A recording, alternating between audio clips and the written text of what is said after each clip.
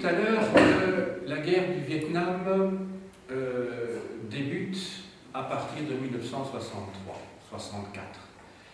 En effet, sous le président Kennedy, des conseillers militaires sont déjà envoyés au Sud-Vietnam pour résister aux incursions du Viet Minh, d'une part, qui est le parti communiste vietnamien du Nord, et surtout pour résister au Viet Cong, qui est le parti communiste du Sud, qui lui est clandestin, alors qu'au Nord, depuis Ho Chi Minh, qui a fait accéder en 1954 son pays à l'indépendance, il n'y avait plus de puissance coloniale. Le Sud, lui, est également indépendant, mais il s'agit d'un régime corrompu, d'un régime militaire, autoritaire, qui ne fonctionne qu'avec l'aide et les subsides des Américains. Je dirais quelque part que pour Kennedy, ou pour la légende de Kennedy, il est mort à temps. Il serait mort un an plus tard que sa légende aurait été certainement ternie par l'envoi de troupes massives, ce que son successeur va faire, parce que Johnson, Lyndon Johnson, ne va prendre en fait que la succession d'initiatives qui avait été prise par Kennedy.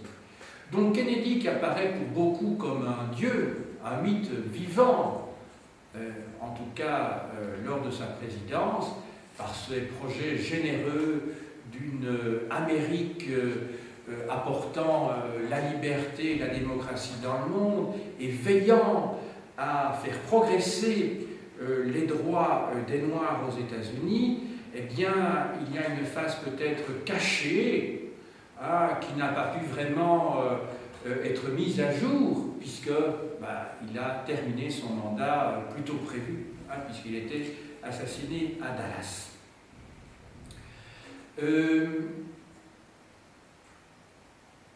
Lyndon Johnson va renforcer toujours plus le dispositif américain au Vietnam, au point que en 1967, c'est-à-dire au plus fort de la guerre du Vietnam, il y a près de 600 000 soldats américains qui sont là. La guerre du Vietnam a fait des centaines de milliers de blessés parmi l'armée américaine, des dizaines de milliers de morts. Et c'est ce qui explique que cette guerre du Vietnam est devenue tellement impopulaire aux États-Unis et en Europe occidentale. Plus personne ne pouvait croire à un moment donné qu'on allait se battre là-bas pour défendre la démocratie. D'autant plus qu'on savait que le régime du Vietnam du Sud était un régime corrompu, autoritaire, militaire. Ça ne passait plus. C'est l'époque aux États-Unis où une jeunesse conteste l'organisation de la société, qui est une société qui effectivement a cru sur le plan économique de manière remarquable dans l'immédiate après-guerre, dans les années 50 et dans les années 60, et ça participe aussi bien sûr du mythe de Kennedy, c'est qu'il vient au bon moment, c'est-à-dire à une époque où les États-Unis sont au sommet, si je puis dire, de leur prospérité économique. Et cette jeunesse contestatrice, on la retrouve donc sur les campus des universités, les différentes universités de la côte Est et surtout de la côte occidentale, c'est-à-dire en Californie, à l'université de Los Angeles, à Berkeley en particulier. Et donc cette jeunesse conteste la guerre du Vietnam. Il y a de nombreuses manifestations qui sont reprises d'ailleurs un petit peu partout aux États-Unis et en Europe aussi à ce moment-là. C'est l'époque aussi où se développe le mouvement hippie. Le mouvement hippie, que vous connaissez bien entendu, mais que vous connaissez un petit peu par sa légende, parce que ce sont, vous savez, ces jeunes qui contestent la société en n'acceptant pas la société paternaliste qui était la leur, la société productiviste qui était celle de leurs parents, cette société également consumériste. Les années 60 sont marquées par le développement de la société de consommation, et ces gens, ces jeunes, décident d'aller vivre à la campagne, hein, d'aller vivre au milieu des moutons ou des vaches, parfois dans la montagne, hein, en Europe occidentale par exemple, qui portent des cheveux longs, parce qu'il y a le désir de s'opposer à le formatage et le conformisme de leurs parents, c'est-à-dire cheveux bien coupés, cravate, veston, etc. Et c'est la fameuse période Peace and Love, hein, qui est à, comment dirais-je, à l'origine de tout un mouvement de musique, hein, que l'on connaît bien. C'est l'époque également où se développe l'intérêt pour la drogue également, hein, tout mouvement psychédélique. Le sommet, sans doute, de ce mouvement, c'est 1969, Woodstock, hein, lorsque des dizaines de milliers de jeunes se rencontrent comme ça dans un terrain très vaste pour écouter les vedettes de l'époque, parmi lesquelles on trouve entre autres choses John Baez plutôt, on trouve également Jimi Hendrix qui va produire un concert célèbre dans lequel il va jouer l'hymne américain à la manière justement des modernes, c'est-à-dire un petit peu ce que Serge Gainsbourg fera plus tard avec la Marseillaise. Donc pour tourner en dérision justement les valeurs patriotiques qui sont déformées de leur idéal originel, puisqu'elles ont conduit les armées de ce peuple qui prétend défendre la liberté et la démocratie dans le tiers-monde pour tuer des populations, comment dirais-je, sous-développées. Hein. La guerre du Vietnam est également une guerre qui a beaucoup frappé les esprits parce que c'est la première guerre qui a été médiatisée sans que la censure ne soit intervenue. Vous savez qu'en 40-45, il y avait évidemment les informations américaines, britanniques et tout ce que vous voulez, mais c'était comment dirais-je, des informations qui étaient organisées uniquement par la propagande. Tandis que pendant la guerre du Vietnam, des journalistes indépendants qui ne sont pas mandatés par le pouvoir, qui dépendent d'organes de presse indépendants du pouvoir, filment au quotidien cette guerre du Vietnam, et donc tous les jours aux informations, les Américains, les Européens voient tout ce que l'armée américaine fait, sans rien cacher. Hein, l'utilisation des bombes au napalm, par exemple, l'utilisation, donc les bombes au napalm, en fait, ce sont des bombes qui explosent et qui sont pleines de pétrole, en fait, de carburant, qui s'enflamment, hein, et qui donc brûlent véritablement les forêts. Il y a l'utilisation de l'agent orange aussi pour, comment dirais-je, défolier les forêts, pour que toutes les feuilles tombent. Alors le but, puisqu'on est dans la jungle, hein, dans cette région-là, la jungle tropicale, c'est de voir où se trouvent les résistants, de telle manière qu'il n'y ait plus de lieu où se cacher. Hein, voilà. Donc c'est une guerre terrible. Hein. Les Américains ont vu comme les Européens des images d'enfants brûlés sur les routes. Il y a même un village entier qui a été détruit par un bataillon américain, où des centaines de personnes ont été brûlées dans leurs huttes. Donc des choses pas possibles qui ne peuvent pas correspondre à l'idéal de liberté et de démocratie des Américains. Cette guerre a profondément marqué les États-Unis. Et c'est ce qui explique qu'il a fallu des années avant que la guerre du Vietnam ne soit représentée, puis elle était représentée par des films comme Apocalypse Now, Platoon, et des films comme ceux-là qui montrent la guerre du Vietnam dans toutes ses horreurs. Le second traumatisme, évidemment, comme vous savez, c'est le 11 septembre 2001, qui également traumatisé fortement les Américains, parce que cette fois, ils ne menaient pas la guerre à l'extérieur, ils ne voyaient plus des cercueils qui arrivaient aux États-Unis par avion, des jeunes qui avaient été tués, ou des gens qui étaient mutilés, mais non, là, ça s'est passé aux États-Unis, puisqu'il y a eu plusieurs milliers de morts, comme vous savez, qui sont morts lors de la destruction des Tower Twins, donc des deux tours jumelles dans le sud de Manhattan. Voilà. Alors, cette guerre du Vietnam met en œuvre, je dirais, des bombardiers, des super puissants. Là, on utilise des armes nouvelles également. En 1973, Richard Nixon, qui est cette fois un républicain, à l'inverse des deux précédents, Kennedy et Johnson, qui étaient des démocrates, se rend compte qu'il faut terminer cette guerre.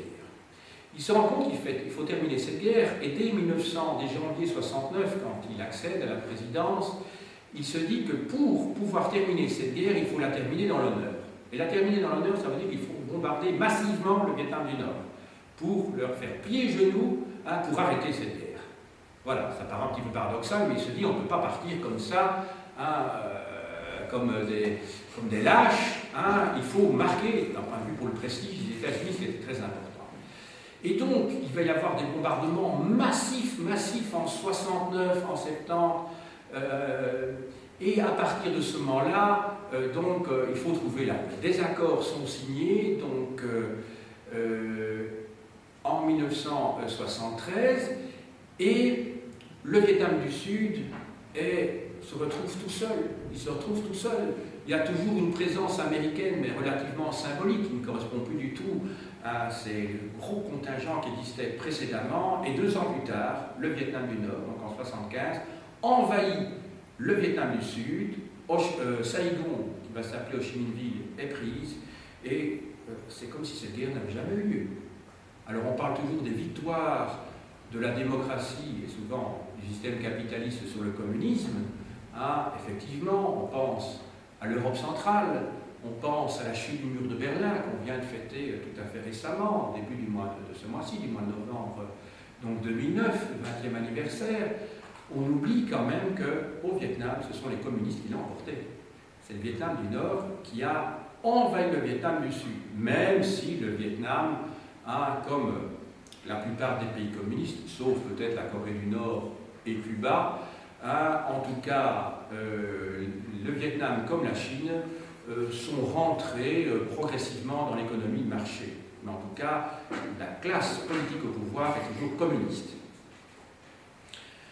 On passe maintenant aux années 70. Je vous ai dit que Nixon était président depuis janvier 69, et Nixon est un président à poigne, incontestablement.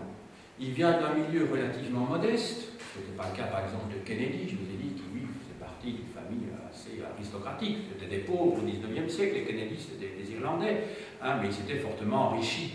Le père de Kennedy est ambassadeur des États-Unis à Londres pendant la Deuxième Guerre mondiale, ce n'était pas n'importe qui. Et dans la famille de Kennedy, on avait de grandes ambitions. La preuve, c'est que Robert Kennedy, le frère de John Fitzgerald, a voulu accéder à la présidence, il a été assassiné plus tard, et puis le troisième frère, Edward, qu'on surnommait Teddy, a été un sénateur très très influent aux États-Unis. Vous savez qu'il vient de décéder il y a quelques mois, il avait, je crois, 76 ans, quelque chose comme ça, enfin il était assez vieux, et il a dominé la politique du Parti démocrate, au point qu'on lui a rendu hommage à la Chambre des représentants, et que le président des États-Unis lui a rendu hommage en se déplaçant à la Chambre pour saluer sa dépouille mortelle. Sa dépouille, tout simplement. Sa définition, elle est mortelle. Voilà. Alors, je continue. Nixon, lui, va avoir de gros problèmes sur le plan intérieur. Pourquoi? Parce que en 1972 débute ce que l'on appelle l'affaire du Watergate. L'affaire du Watergate, c'est quoi? En fait, le Watergate, c'était l'immeuble qui abritait le siège, le comité central du Parti démocrate, donc le parti adverse de Nixon. Et des gens qui se sont fait passer pour des plombiers, alors qu'en fait, c'était des comment dirais-je, militants du Parti républicain, y ont en fait placé des écoutes. Donc, mais ça c'était antérieur, c'était lors de la campagne de 69. Mais on a révélé en 72, à ce moment-là, le Washington Post, que des écoutes avaient été placées dans l'immeuble du Watergate. Et donc, c'est tout à fait inimaginable pour les Américains, qui est le pays des libertés, de la liberté d'expression, d'imaginer qu'un parti puisse surveiller, et surtout des gens proches du président, et le président devait être impliqué certainement aussi dans l'affaire, hein, puisse surveiller les membres d'un autre parti. On n'est pas dans une dictature. Le scandale est révélé par le Washington Post, et à partir de ce moment-là, hein, c'est une affaire qui va durer 2 ans et qui va conduire Nixon. Hein, non, excusez-moi, c'était bien lors de la campagne de 72, c'est pas la campagne de 60, excusez-moi. Donc, qui va conduire Nixon au milieu de son mandat, en 74, à démissionner. Il va démissionner pour éviter la procédure d'impeachment, c'est-à-dire la procédure d'empêchement qui allait être mise en place par le Congrès américain, c'est-à-dire le Parlement américain. Voilà. Alors va lui succéder son vice-président, hein, qui s'appelle Gerald Ford, qui va, comment dirais-je, diriger les États-Unis pendant 2 ans, jusqu'en 1976, et les Américains, tellement dégoûtés de l'administration républicaine qui avait été impliquée dans des scandales financiers et politiques, va élire un président démocrate, Jimmy Carter, qui était un ex-officier de marine qui avait succédé à la direction de l'usine de production de cacahuètes de son père. Comme ça, vous savez tout. Il va gouverner les États-Unis diriger les États-Unis pendant 4 ans. C'est un personnage qui n'a pas beaucoup d'envergure, mais qui se voulait pur de toute tâche. Il était lui-même baptiste, très religieux, mais son mandat a été marqué sur le plan intérieur par une augmentation très très importante du chômage. Il faut savoir que 2 ans avant son élection à la présidence, il y avait eu la crise pétrolière. Il y avait eu la crise pétrolière, donc le prix du baril de pétrole avait flambé. Et donc, que ce soit aux États-Unis, dans le monde et également en Europe, le chômage avait donc fortement augmenté à ce moment-là. D'ailleurs, la politique américaine en matière monétaire avait changé, puisque dès Nixon déjà, la convertibilité immédiate du dollar en or avait été abolie. Hein, même si le dollar va rester une monnaie de référence, ce qu'il est toujours à l'heure actuelle. Hein. Et donc le dollar, à partir de ce moment-là, a flotté. Il n'était plus la monnaie de référence. Enfin, la monnaie, en tout cas, qui pouvait avoir son pesant d'or, puisqu'elle pouvait être convertie en or. Donc une monnaie de référence absolue, si je puis dire. Alors Jimmy Carter, il va accumuler également les bévues sur le plan de la politique extérieure, en Iran en particulier, puisque des otages américains à l'ambassade des États-Unis à Téhéran ont été retenus pendant plus d'1 an, c'était une 50aine, et à la suite d'une opération tentée avec des hélicoptères par les Américains, cette tentative de libérer avait lamentablement échoué. Alors, c'est l'époque également où le communisme progresse à vive allure dans le monde, en Afrique en particulier. C'est l'époque où les anciennes colonies portugaises deviennent communistes. C'est l'époque également, c'est-à-dire l'Angola, le Mozambique, la Guinée-Bissau, les Sao Tomé, les Principes également. C'est l'époque également où l'Éthiopie et la Somalie deviennent communistes. Donc il y a un recul de l'idéologie américaine dans le monde.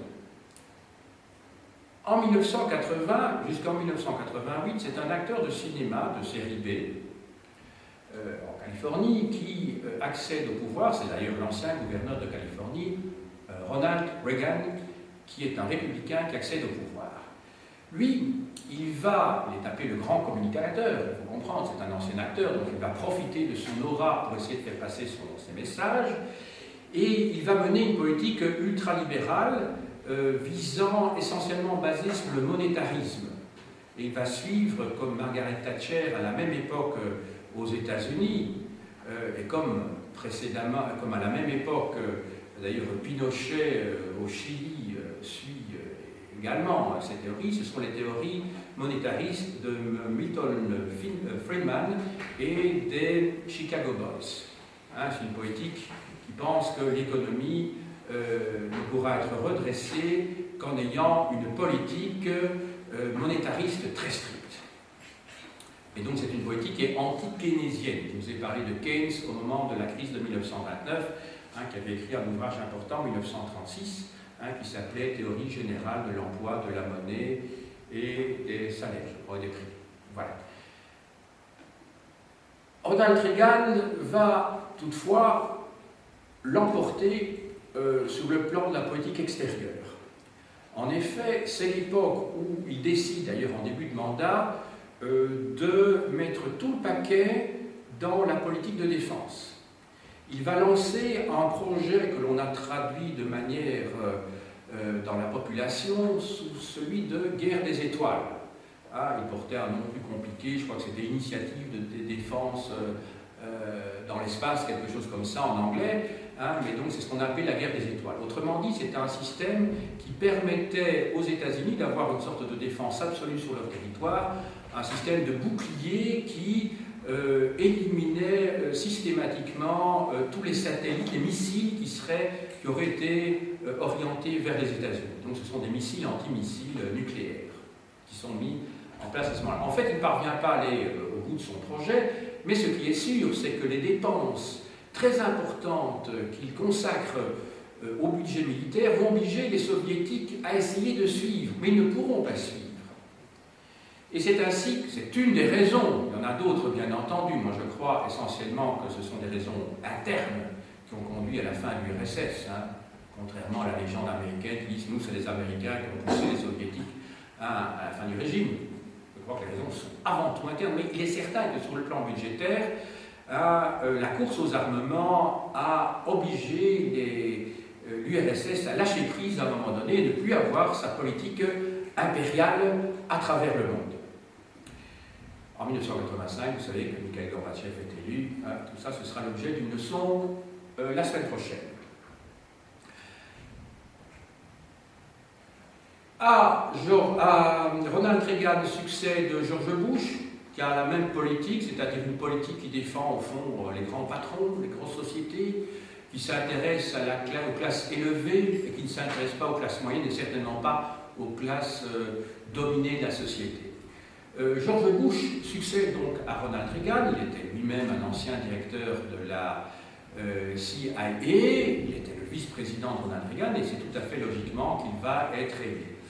Alors, 4 ans plus tard, sa politique a déçu et c'est un démocrate qui vient au pouvoir, William Clinton, Bill Clinton.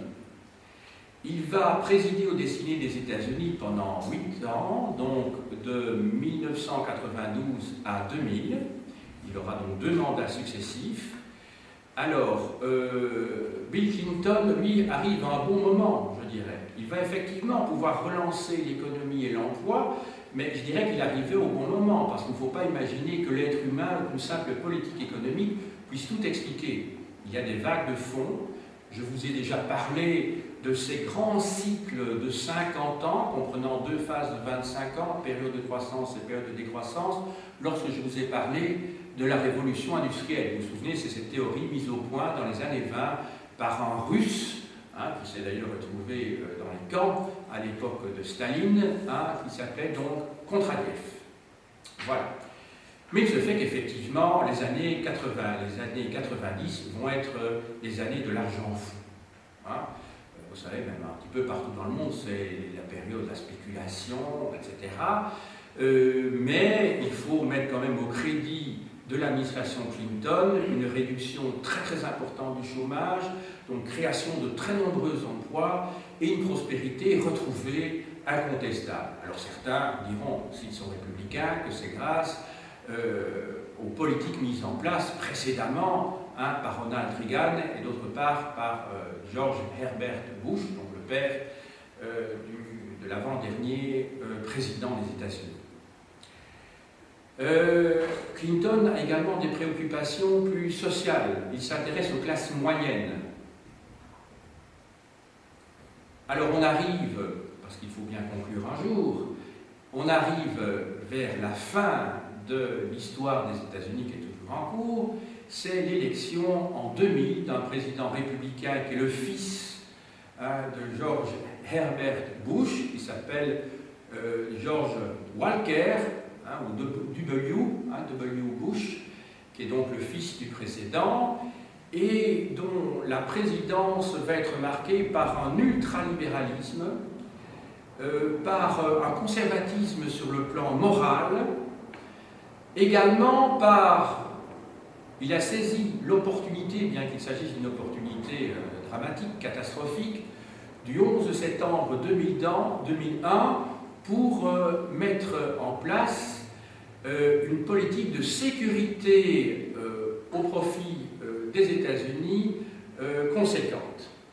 Alors, c'était très rapidement, à partir de l'année qui suit, et plus encore à partir de 2003, surtout en 2003, la guerre contre l'Irak qui a mis bas le régime de Saddam Hussein, le régime bassiste en Irak.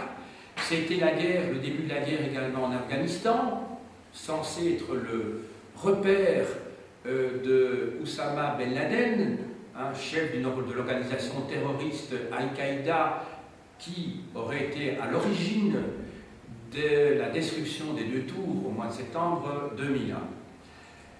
Alors, George Bush, je dirais, a été très mal considéré également dans la deuxième partie lors de son second mandat. Il était souvent ridiculisé, vous avez souvent vu, surtout en Europe, des caricatures qui étaient faites de lui. Si vous êtes des lecteurs du Vif Express, on le voyait toujours affublé d'un casque sur lequel il était marqué « Speak slowly », donc parler lentement avec une petite mouche qui faisait bzzz, parce que quelque part, il ne comprenait pas ce qu'on lui racontait. Ceci dit, les deuxièmes mandats sont souvent des mandats pénibles. Ça n'a pas été le cas pour Ronald Reagan, mais en tout cas pour Clinton, certainement. C'est dans le deuxième mandat de Clinton que les républicains ont exploité des affaires privées liées à la vie du personnage. Je pense en particulier à l'affaire Monica Lewinsky, liée à la vie personnelle du personnel dans son bureau ovale. Voilà. Alors en 2008, George Bush a fait son temps. Il était de toute façon à la fin de son second mandat, il ne pouvait pas en demander un troisième, parce que contrairement à ce qui se passait à l'époque de Roosevelt, les présidents états-unis ne peuvent pas avoir plus de 2 mandats maintenant. C'est pour éviter évidemment que le pouvoir ne soit monopolisé par une seule personne. Et lui succède donc Barack Obama, qui est un démocrate. Il préside aux décennies des États-Unis maintenant depuis 1 an. C'est un grand événement parce que c'est la première fois qu'on a un président de couleur. Il est lui-même métis, issu d'une mère blanche, américaine, et d'un père noir kényan. Et ça a été évidemment une bouffée d'espoir pour la population afro-américaine, certainement. Il y a un programme modéré, donc il ne faut pas imaginer que c'est l'équivalent de la gauche en Europe, ce n'est pas un socialiste, certainement pas. D'ailleurs, la gauche aux États-Unis s'appelle libérale, ce sont les libéraux, tandis que les républicains ne se définissent pas comme libéraux, mais comme conservateurs, vous voyez. La grande réforme sur le plan intérieur qu'il espère bien mener à bien s'est passée ces dernières semaines à la Chambre des représentants, en tout cas, c'est la réforme de la sécurité sociale, de telle manière que tous les Américains, ce qui n'était pas le cas jusqu'à présent, puissent bénéficier donc d'une couverture universelle, quels que soient ses moyens. Il faut se dire que près de 40 millions d'Américains ne disposent jusqu'à présent d'aucune couverture sociale. C'est le système américain du self-made man, c'est chacun fait sa vie, c'est le règne de l'individualisme, c'est pas la solidarité qui prime, c'est chacun qui fait sa vie. Autrement dit, si à la fin de votre vie, vous n'êtes pas parvenu à accumuler un capital qui vous permet d'avoir une pension, eh bien, vous avez raté votre vie aux yeux de vos concitoyens. C'est une toute autre mentalité que celle qui existe en Europe et qui, heureusement, est en train de changer un petit peu aux États-Unis. Ça paraît heureux, mais vous pensez bien que une idéologie ne se modifie pas aussi facilement. L'idéologie libérale de la réussite par l'argent reste très largement dominante aux États-Unis, très très largement dominante, et que dans le cœur des États-Unis, vous avez des populations très conservatrices, en particulier chez les fermiers du Middle West. Alors, il me reste maintenant à vous montrer un certain nombre d'ouvrages,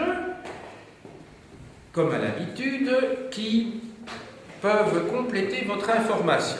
Alors, tout d'abord, l'Atlas historique de l'Amérique du Nord, aux éditions Autrement, qui ne concerne pas seulement les États-Unis, mais aussi le Mexique et le Canada. Comme son nom l'indique, vous y avez de nombreuses cartes, bien entendu, mais vous avez aussi beaucoup de textes. Sous la direction de Artaud et Caspi, une histoire des États-Unis, publiée dans la collection U, chez Armand Collin. Alors un ouvrage que personnellement je trouve extrêmement intéressant, parce que ça dépasse l'histoire purement factuelle ou purement politique des États-Unis, c'est La civilisation américaine sous la direction d'André Caspi, professeur à la Sorbonne, avec différents collaborateurs.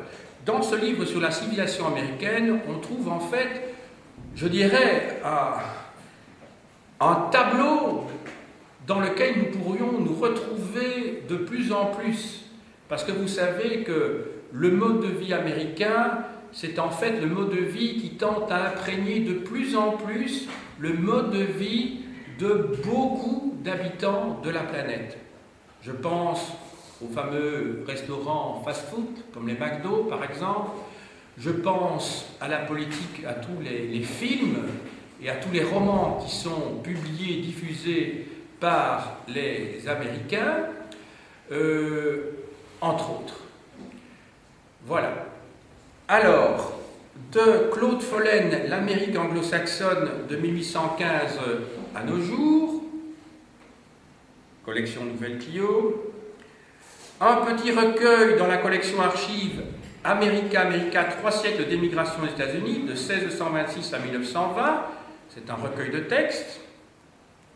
Alors un ouvrage très important sur les origines du nationalisme américain, sur les pères fondateurs, qui s'intitule donc d'Élise Marie-Anne Strass, Nous le peuple, dans la bibliothèque des histoires chez Gallimard, de Claude Follen, qui était aussi professeur à la Sorbonne, Les États-Unis au XXe siècle, chez Aubier, de Jean Fr, un ouvrage que j'ai déjà eu l'occasion de vous montrer quand on a parlé de la crise de 29, la Grande Dépression, c'est-à-dire la crise économique aux États-Unis de 1929 à 1933, avec beaucoup de textes d'époque. D'André Caspi, déjà cité, Mal connu, mal aimé, mal compris, les États-Unis d'aujourd'hui, chez Plomb. Du même Caspi, j'ai apporté le tome 2 de son histoire des États-Unis, qui s'appelle Les Américains, ici les Américains de 1945 à nos jours. Le précédent part en fait du Mayflower, donc au début du XVIIe siècle. Encore Caspi, qui j'espère ne va pas vous casser les pieds à la langue. Bon, les États-Unis 68, l'année des contestations, aux éditions Complexes. D'Emmanuel Todt, Après l'Empire, essai sur la décomposition du système américain en folio actuel. Un numéro spécial des collections d'histoire, c'est numéro 7, février 2000, sur l'Empire américain. Alors ici, je vais passer à la contre-histoire des États-Unis, c'est-à-dire des histoires qui mettent en évidence des phénomènes marginaux, qui s'intéressent aux prisonniers, aux Noirs, aux Indiens, à l'émancipation de la femme. Alors un grand classique de Howard Zinn, aux éditions Agon, une histoire populaire des États-Unis, donc de 1492 à nos jours. Toujours dans le cadre de la contre-histoire des États-Unis, Sorcellerie à Salem, ça doit être chez... Attendez, l'éditeur, ça doit être Jean-Claude Lattès, je crois. Je trouve pas l'éditeur, bref. Voilà, alors il faut savoir que c'est le dernier grand procès, c'est le dernier procès de sorcellerie aux États-Unis. Vous savez qu'il y a eu des procès de sorcellerie aux États-Unis aussi, à la fin du XVIIe siècle. C'était l'objet d'un roman et d'un film, de Scarlet Letter, et d'un livre célèbre que je vais vous montrer tout à l'heure de Nathaniel Hawthorne. Alors, de Claude Follen, Les Noirs aux États-Unis. De Daniel Guérin, qui est un historien anarchiste, de l'oncle Tom aux panthères. En fait, ce sont les fameuses panthères noires, qui étaient des révolutionnaires américains, afro-américains, qui avaient, alors un autre ouvrage sur le même sujet, publié à l'échappée, Panthère noire, histoire du Black Panther Party. Alors, le chef des Black Panthers, c'était Malcolm X, qui a publié chez l'Harmattan, enfin on a publié en traduction Le pouvoir noir.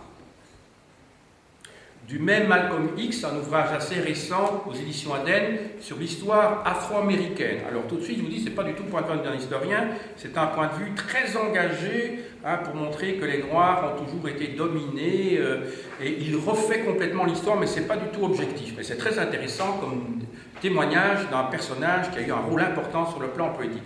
Moi, ça m'a frappé quand j'étais aux États-Unis, à New York, de voir qu'il y avait une avenue qui s'appelait Malcolm X. Moi, ça m'a frappé. Je me suis dit, mais ça me paraissait tellement bizarre. Mais comme quoi, tout est récupéré, évidemment, dans le monde des rues. Alors, des Digers, Révolution et contre-révolution à San Francisco, 1966-1968, avec un DVD qui montre la vie de ce groupe marginal.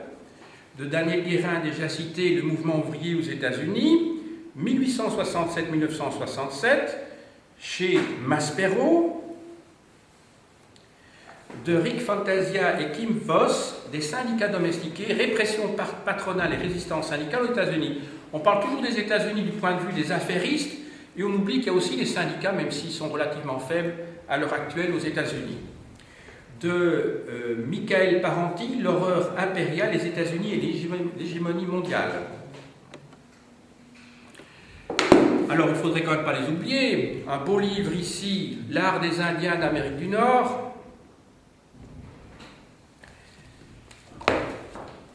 Alors, un ouvrage qui a fait date au XIXe siècle d'un des fondateurs du libéralisme, Alexis de Tocqueville, de la démocratie en Amérique. Et il explique déjà, il y a plus de 150 ans, que les États-Unis, comme la Russie, sont les puissances qui vont un jour dominer le monde. Et il écrit ça, vous pensez, au milieu du XIXe siècle, vers 1850. Il avait été là comme inspecteur des prisons. De Jean Baudrillard, un ouvrage qui a fait date, Amérique, c'est un témoignage d'un sociologue aux États-Unis. D'Arthur Miller, le grand écrivain, il a écrit en fait ses mémoires et il explique en fait ses rapports avec toute une série de personnages très importants. Évidemment, il est difficile quand on s'intéresse à l'histoire de ne pas s'intéresser aux écrits des hommes politiques. Je vous renvoie ici aux éditions Arrow, aux mémoires de Richard Nixon. Alors, à une biographie d'André Caspi, Franklin Roosevelt chez Fayard. Je vous renvoie ensuite aux mémoires publiées par Bill Clinton, Ma vie chez Odile Jacob. Deux ouvrages d'économie. Alors, tout d'abord, de celui qui était président de la Fed, c'est-à-dire de la Banque centrale américaine pendant 20 ans, Alan Greenspan, Le temps des turbulences, c'est Jean-Claude Lattès. Alors quand on lit ça, on est assez sidéré parce que ça ne correspond pas vraiment à notre mentalité quand même axée sur la solidarité en Europe. Donc il a fait la pluie et le beau temps à la bourse auprès des présidents américains pendant plus de 20 ans. Alors, a pris le contre-pied de Greenspan, Stiglitz, professeur des prix Nobel d'économie, quand le capitalisme perd la tête chez Fayard, et qui annonce déjà évidemment ce qui s'est passé l'année passée. Quelques romans classiques. Alors tout d'abord une histoire de la littérature américaine qui est très aisée à lire, Lettres d'Amérique de Philippe Labro et Olivier Barrault, un voyage en littérature, ça se lit vraiment très facilement. Alors le roman dont je vous parlais tout à l'heure et qui a plus de 200 ans maintenant, de Nathaniel Hawthorne, La lettre écarlate, Scarlet Letter, dont on a fait un film. Alors deux romans, elle a été... le prix Nobel, je crois, sauf de ma part maintenant, de Toni Morrison, c'est donc une grande écrivaine, comme on dit maintenant, noire, donc afro-américaine, Beloved, ça concerne les souvenirs d'une famille dont les ancêtres étaient des esclaves noirs dans le sud. Toujours de Toni Morrison, L'œil le plus bleu. Alors un grand classique aussi, dont on a fait un film de John Steinbeck, À l'Est d'Éden, de Scott Fitzgerald, Catskill, le magnifique, c'est l'histoire d'un multimillionnaire à l'époque, dans les années 20, et on en a fait un film aussi très célèbre. Tous ces gens-là sont des très grands écrivains dans l'histoire de la littérature. Vous savez, de William Faulkner, aussi prix Nobel, Tandis que j'agonise. Alors là, on remonte un petit peu dans le temps, au XIXe siècle, avec Henry James, Les Bostoniennes, et d'Edith Wharton, Les New-Yorkaises. Ça, c'est fin du XIXe siècle, début XXe. Alors, un romancier un petit peu maudit, Truman Capote, Petit déjeuner chez Tiffany. Alors, un roman maudit de ceux qui appartient à la famille de ceux qu'on appelle la génération beat, donc les beatniks, Sur la route, de Kerouac.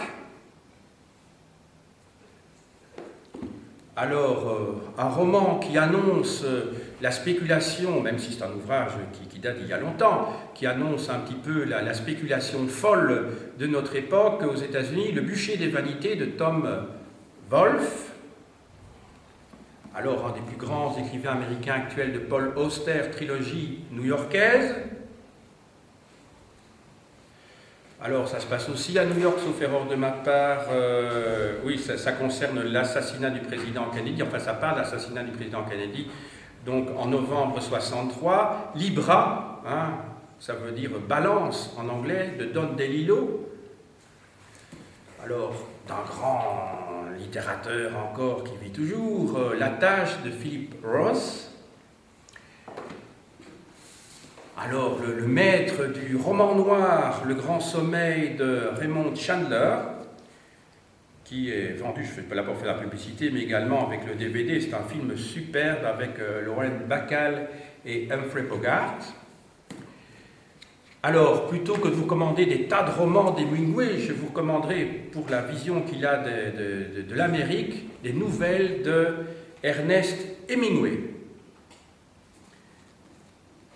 Alors, si vous vous intéressez aux romans américains à l'heure actuelle, il y a un numéro de février 2009 sur le sujet, donc le roman de la Nouvelle-Amérique.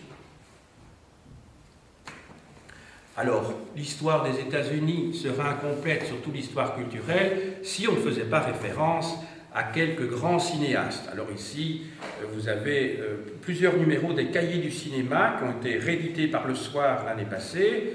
Tout d'abord, un cahier du cinéma consacré à Orson Welles. On le voit ici en face de Rita Hayworth dans La Dame de Shanghai.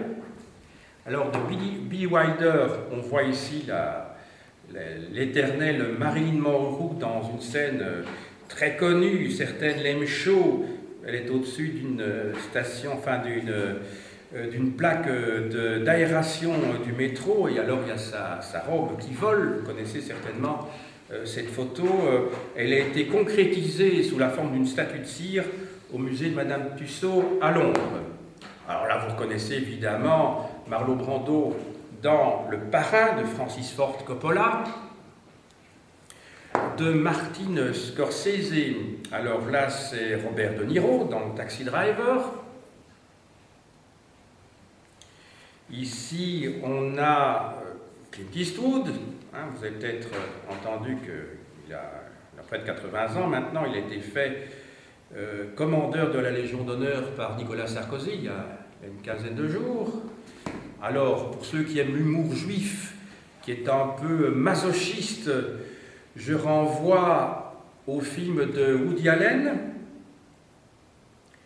Et enfin, je vais terminer avec une photo qui est tirée de